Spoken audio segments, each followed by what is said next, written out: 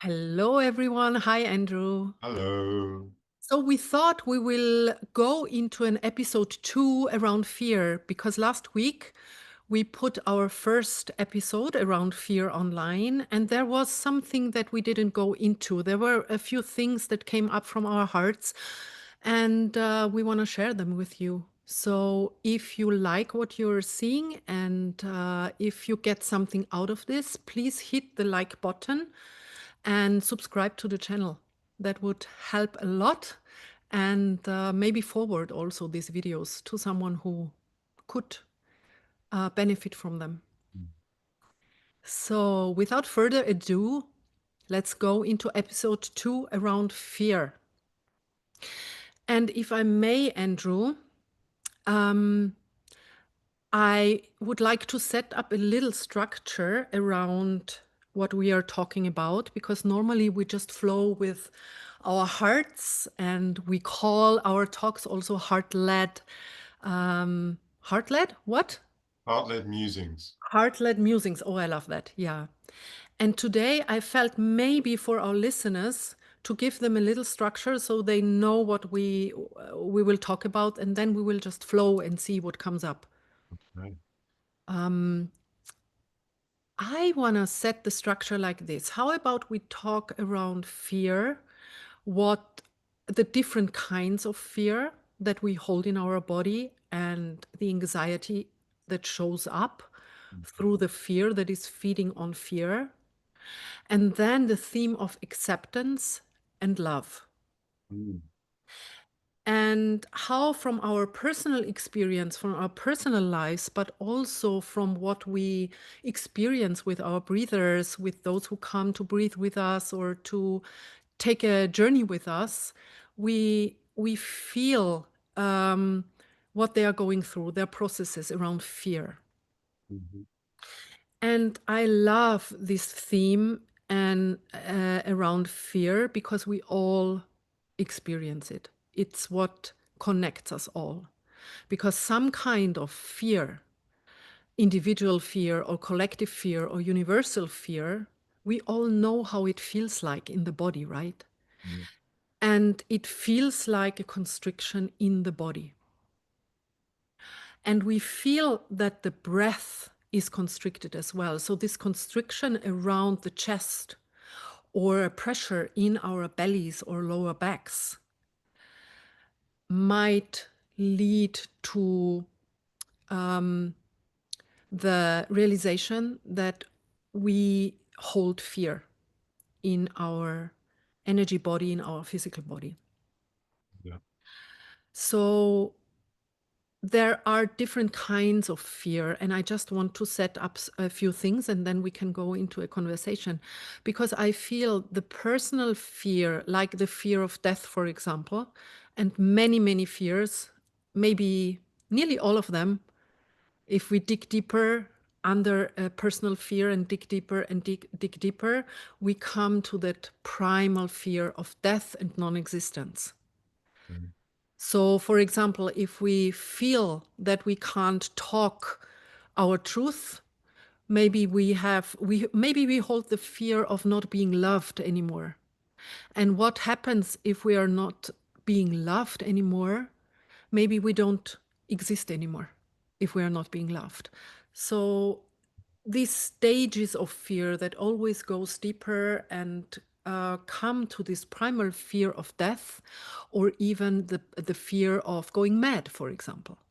Because if we experience things in our day-to-day lives or in expanded states of consciousness, we might feel, oh, am I going mad now? Am I different? So the judgment comes in. Am I different than the rest of humanity? Am I Right. going mad? And the fear of not belonging anymore? And if we dig deeper, what is below this? Not belonging anymore.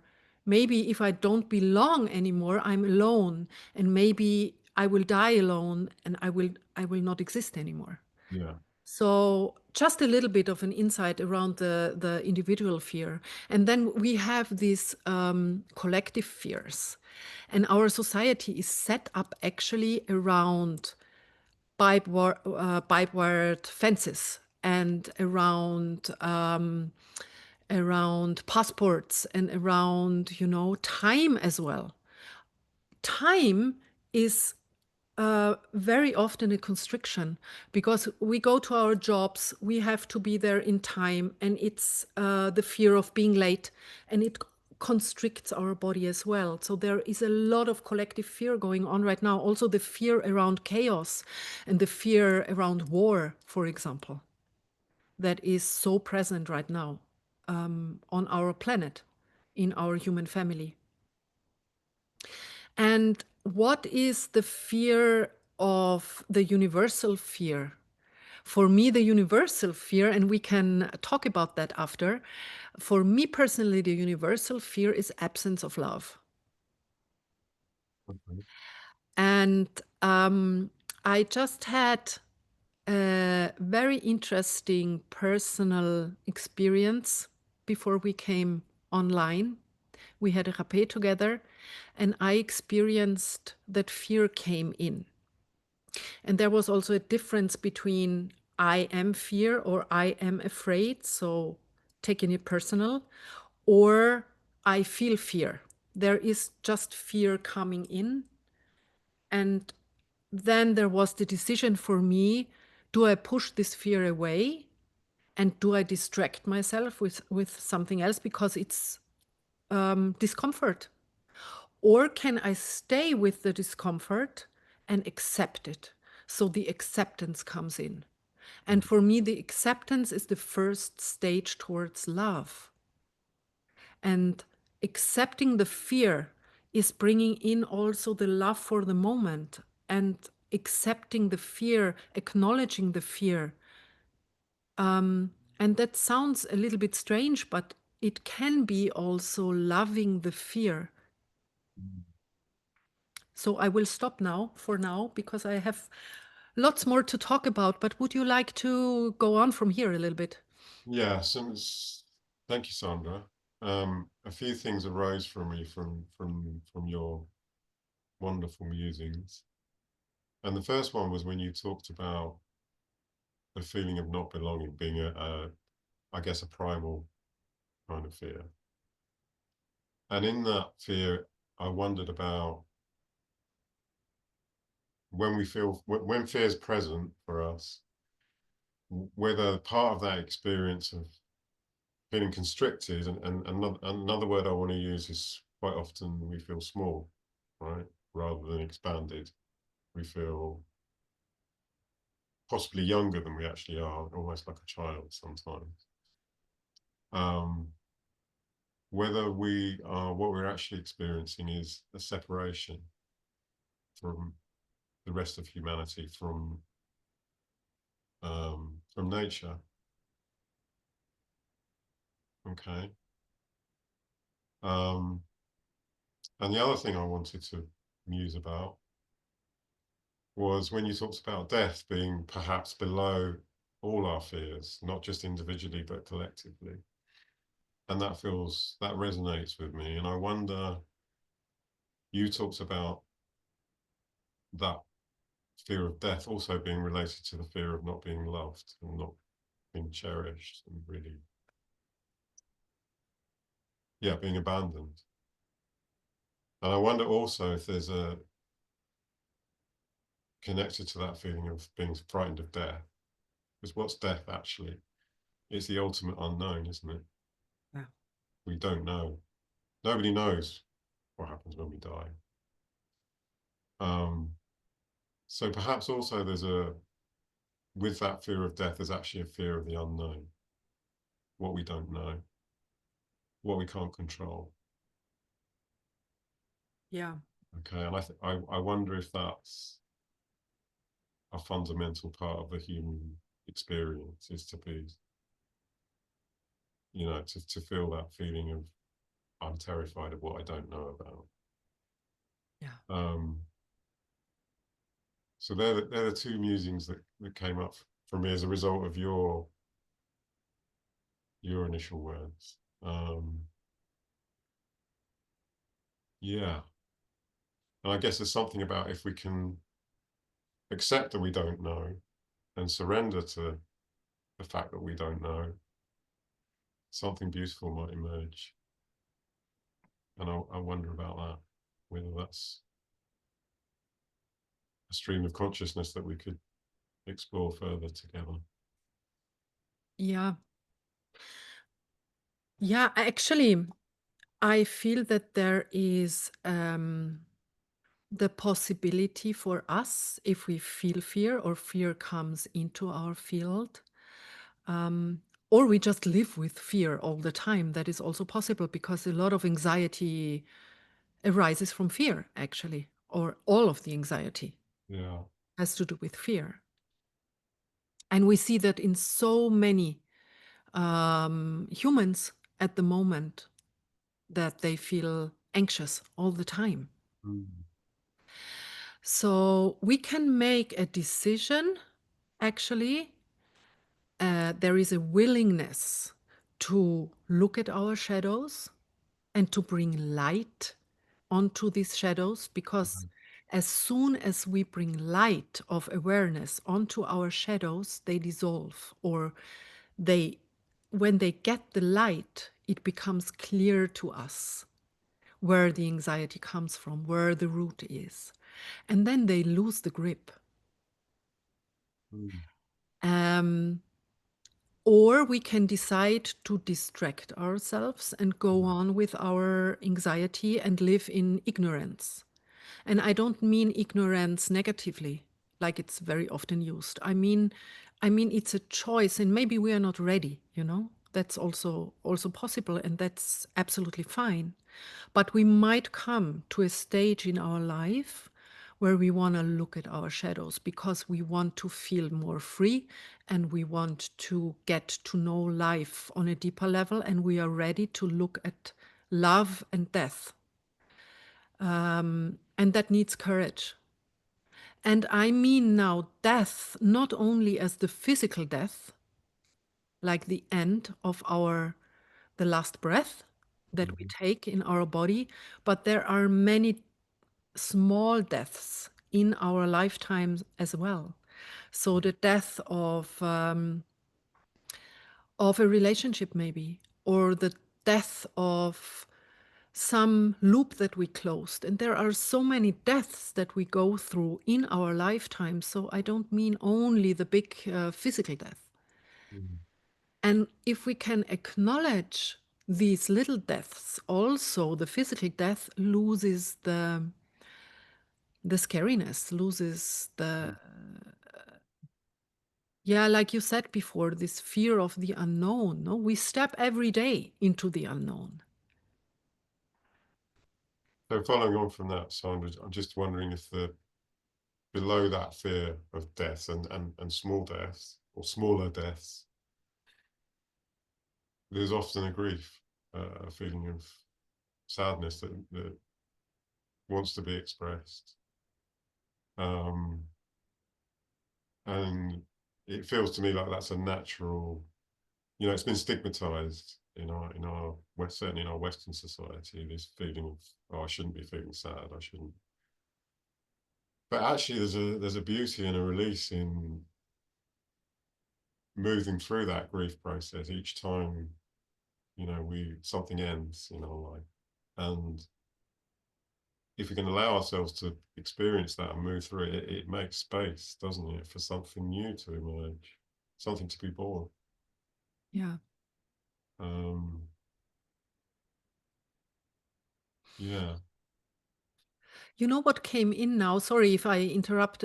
Do I interrupt your musing? Or Oh, okay, I'd finish that particular musing. okay. Yeah, what came in and what I also want to say is about the constriction, to go back to the constriction, how I feel it and how many of us feel it, like the constriction around the chest and the belly, but also the constriction of our breath, Mm, because we can't breathe deeply when we are in fear. mm, If we put our awareness onto our breath, we can detect the fear there. And actually, therefore, I find that breathwork is such an amazing tool yeah. that we can bring into our lives, because The deep breaths open us up to our shadows and um, awaken this willingness to look at our shadows, the courage to look at them and to face them. And it might need a little bit of time, but after a little bit of time, this softness comes into our body of acknowledgement and the softness of more clarity and of step by step having more um, yeah, more recognition about everything that we went through in our personal lives, but also on a collective level. So the breath is actually a great detector, but also a great healer of fear, Yeah, right? can I add a bit to that from my own personal experience of breath work? Because I experience often experience fear at the beginning of a breathwork journey. That's a very, very common theme for me. And what I found is the breath has allowed me to form a relationship with fear, a loving relationship. It's almost like a dance with the fear. And in that dance, it's almost as though the fear can relax, can start to soften, as you said. And often it's a journey of discovery through the breath about what's actually beyond that fear, beneath that fear. And often, it might be grief, or it might be anger, or it might be joy, or often there's something else beneath that that's waiting to emerge. So for me, it's the breath allows me to form a relationship, to have that relationship with, not push it away, not try and make it go somewhere else. Um, because as you said, so often we distract ourselves from things that are uncomfortable. Um, and for me, there's beauty there if we allow ourselves to stay with our experience, even if it's really uncomfortable. And the breath allows it's almost like a tool, a medicine to allow us to do that. Yeah. I have a question for you. Mm. What would you say to a person who comes in, so a human being who comes in and says, "Oh, my life is already so intense and there is so much going on and I feel so overwhelmed by life. And why should I do this work and make it even worse, and feel more discomfort? I don't want to go into a journey, a breathwork journey, or some other kind of deep journey because I don't want to feel more uncomfortable because life is already overwhelming." What would you say as a breathwork facilitator, as a relational psychotherapist, as a mindfulness teacher? I, To address. I would offer an invitation. I would offer an invitation to, if we can turn towards even a bit, if we can turn a bit towards our experience, um, we can move to a place. We can potentially move to a place where we don't need to feel overwhelmed. Because what's the overwhelm? Actually, it's like I need to control this, right? I need to get hold of it and fix it. There's normally a thought behind the overwhelm, right? I need to do something. I need to get hold of this. Oh my God, I can't do it.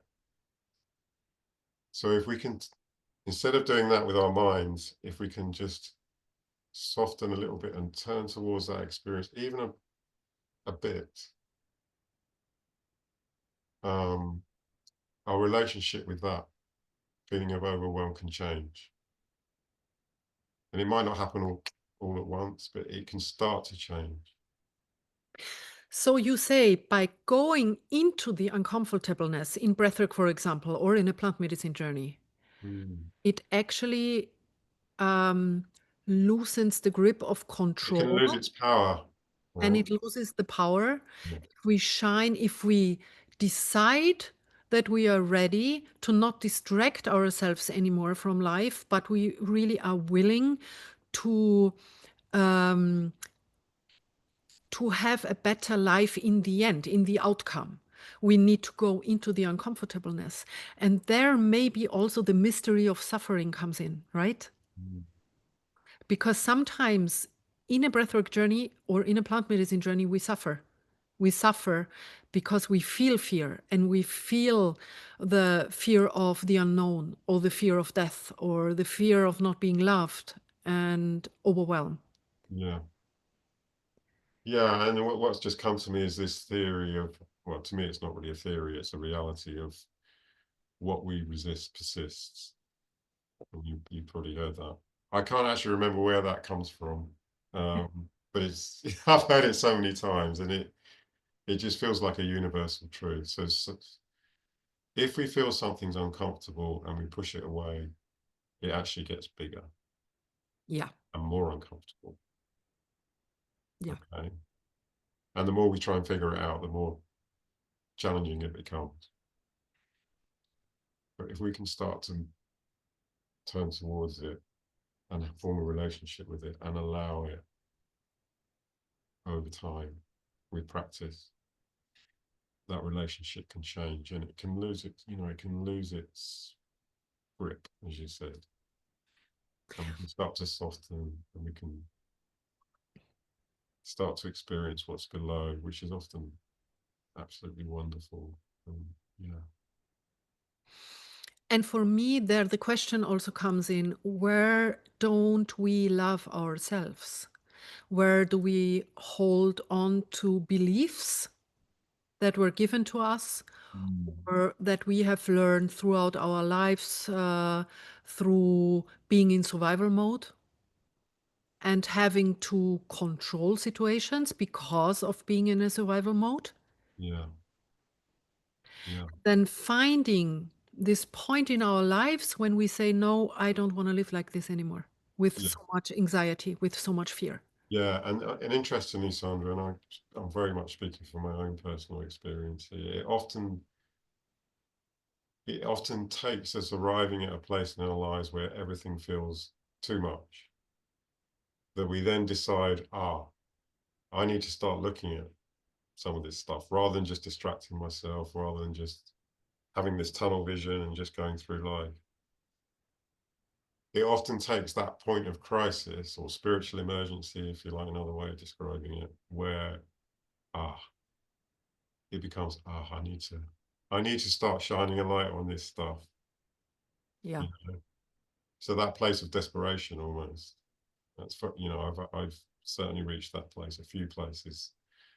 A few times in my life, we're at the end of my alcoholism, for instance, when everything just felt completely overwhelming. And what am I going to do? I need to do something. And I don't want to go to the doctor and take medicine because that's all the doctor's going to give me in the Western world. I need to find something else. And actually, at that point, what was amazing was that actually the answer had been inside me. I didn't need to go anywhere else. It was actually here Yeah. inside me, looking Yeah. in places I didn't want to look. Mm. Yeah. Yeah, I feel that as well.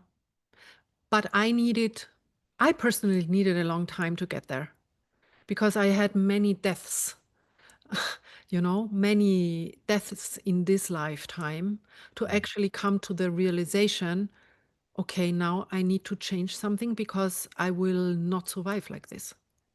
Because I had a few moments in my life where I was contemplating about ending my life because it just didn't feel like life. It was a life half lived and not fully lived.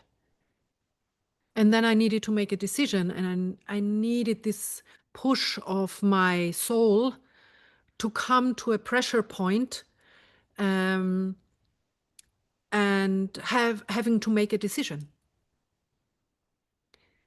And luckily, I made the decision of love and towards love and not towards ending my life, because otherwise I wouldn't be here with you right now.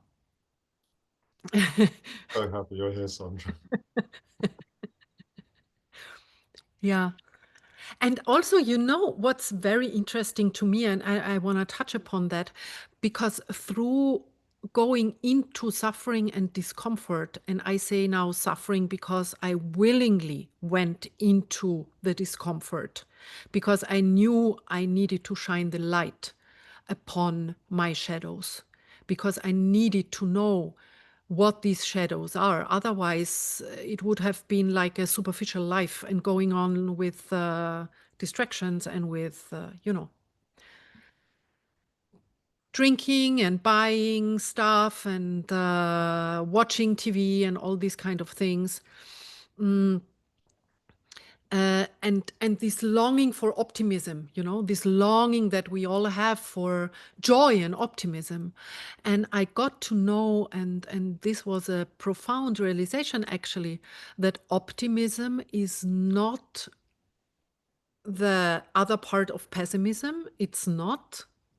So it's kind of like pessimism for me is the constricted energy of optimism, and there is a wire around the optimism for me and the joy, because we are born. We are born as baby as joyful beings. The joy is like our life force. This is the energy that erupts out of us, no, as a born new. This is our birthright, Yeah, right? it's our birthright. It's our right as human beings. Yeah. And then we have this constriction like a wire around us. Mm. And that is for me the the shadow part that needs to be unwired again to be to feel the joy and the optimism again. So it's actually not the other side of pessimism, it's just the unwiring of the constriction for me. Does it feel right to you? My Yeah, unwiring's is a fantastic image of, yeah, and untangling and unwiring. Yeah. Yeah. And it can be such an adventure, actually. We go on an adventure of life if we do that. And if we don't stay in this gray shadow area of just surviving and just doing what others tell us and just tending to our addictions and just tending to what keeps us alive, but actually going on the adventure of life, Yeah. coming from a half lived life to a full lived life. So we're moving from a place of just surviving, a place that I know very well, to actually thriving and being able to experience the fullness of life and everything that it has to offer. Yeah. And through this newness and through this being curious also about, even if it feels uncomfortable, but being curious, oh, what is life all about? And am I willing and able to go there and to unwire my constrictions and acknowledge and make a relationship to fear and to my anxiety, to my fears, knowing that I'm not alone on the path, because many, many, many thousands and millions of humans at the moment are on this path. So we are not alone on this path. Yeah. Yeah, and you've touched on something that's really important in the Freedom Tribe, Sandra, if I may. And that's the idea of, not just the idea, but the reality of community that we're trying to create, where we're creating a space where people don't need to feel alone, where they can come as they are, with the fullness of their experience. That shared humanity that we all have. We all experience fear. We all experience anger. We all experience life challenges. We all experience the end of relationships, which are really, really painful, and we all go through that grief. So there's something healing, not just in the medicines that we work with, but also in the being together witnessing each other. Mm. Um, there's something very powerful in that, isn't there? Yeah. Yeah. Yeah, definitely. And one other thing that I want to mention, which I find really interesting, actually, and I read this a few days ago, that the pattern of our breath, we already are experiencing the breath of our parents when we in conception and in the womb actually, and we feel how our mother breathes. So if the mother is experiencing a lot of fear, for example, Mhm. that is already given to us as a genetic blueprint and first experience as well. Mm, and we can work with that. And, in our life. So it's not only our fault, because sometimes we kind of we humans love to put all the fault on ourselves, and it's actually not. It's something that we hold from our generations that we had before. We hold from the collective, and we have experienced a lot of pain in our life. And we carry a lot of wounds.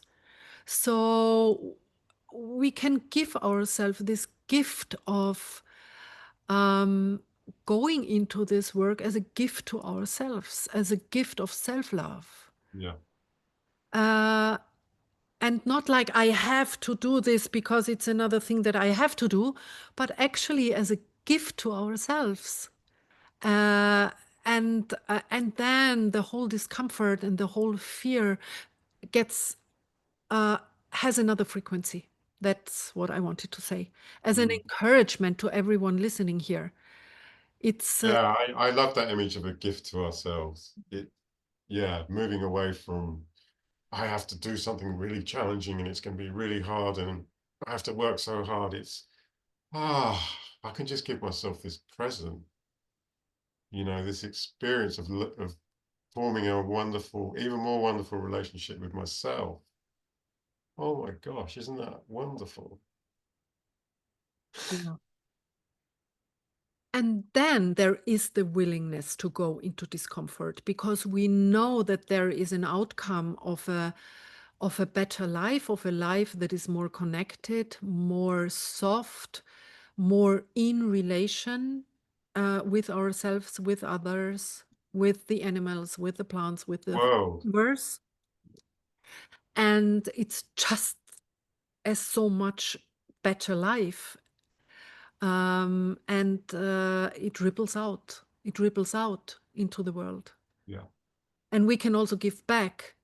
It's not only that we are uh, in a submissive victim mode all the time, that life happens to us and it's horrible, but we start actually to come into our sovereignty and to come Mm. into our power, but Mm. power as a form of this beautiful feminine river of power that flows through us from the universe into us and out again and then in again. So it's this reciprocity of energy that we start to feel, and it feels very soft and relaxing, and things will start to change if we have the willingness to look, to Mm. see.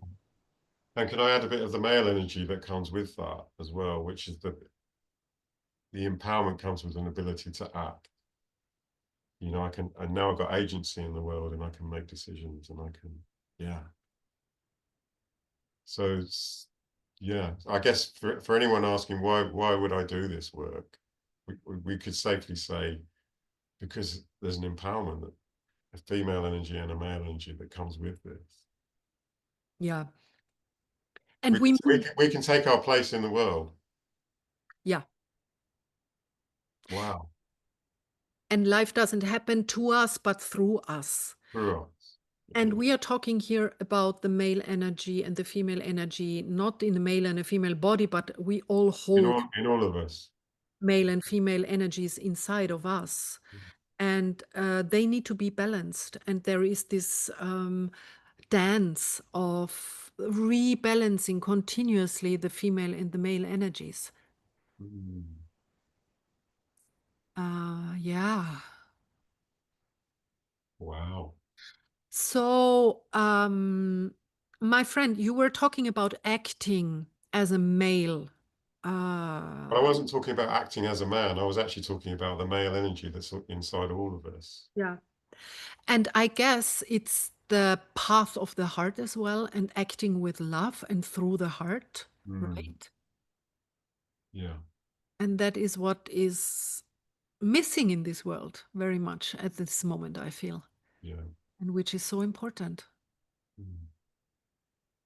Do you want to add something? No, I'm wondering if we've reached full circle because we started with fear. It feels to me as though we've an answer as to why we would work with fear, why we'd form a relationship with fear. Has kind of emerged between us because I guess a lot of people watching might, as you said, at some point during our discussion would be, why would I do this? You know, Yeah. and here's why we would do this, so we can become everything that we are and take our place in the world with each other. Yeah. And if I may add at the end, um, there is this personal why, the willingness to better our own lives as an individual being. Mm. There is the collective view on fear, so we can be one part of the human collective that actually plays out the loving and the yeah, how can I say that? Um, it doesn't play out the victim consciousness, but the fully embodied love in this world, which ripples out and which helps many others as well. If we embody that, we can feel this energy in someone. But there is also this universal love that starts to flow through us. Mm. And the knowing that we are part of this bigger picture, not only the human collective and the individual life, but this big picture of the universal love that is never ending. Yeah. So the And for me, Sandra, that turning towards difficult experience, of which fear is a common difficult experience that we have, we can start to experience that universal love that you talk about.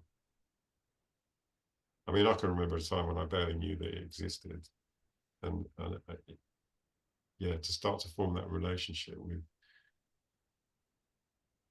yeah, this boundless love that is behind everything in the universe. We can start to feel that, and yeah. and for me there comes a knowing in that. There comes Mm. the knowing that when I will my physical body will die and I will go as a soul somewhere else, my life doesn't stop. It's only that my body goes to rest and I will be this universal love. And that So, is, so I guess that's a spiritual question, isn't it? There's not just the personal. I'm on my personal ego journey doing this work. There's the whole spiritual question of realizing our true nature, right? yeah. Wow. So we come full circle in oneness, I guess, Mm. experiencing the duality in this lifetime, Yeah. playing with it and dancing with it, with the duality that is given to us as human beings, and then coming full circle into oneness again. Mm. Do we feel complete for today? Yeah. Yeah. Mm. I love these heart-led musings so much. Yeah. What I love is I never know where they're going to go, Sandra. And afterwards, I look back and it's like, oh my gosh, wow. Yeah. Thank Yeah. you for following you, following your heart and allowing me to follow my heart. Um, and I hope everybody watching found it useful. Thank you for watching so much from my heart. Thank you so much for allowing me to express myself in my own way and for listening. And everyone, yeah, just stick with us and see what comes up in our next Heart-led Musings. It's amazing that you are here and you walk the path with us. See you next time. Thank you. Thank you.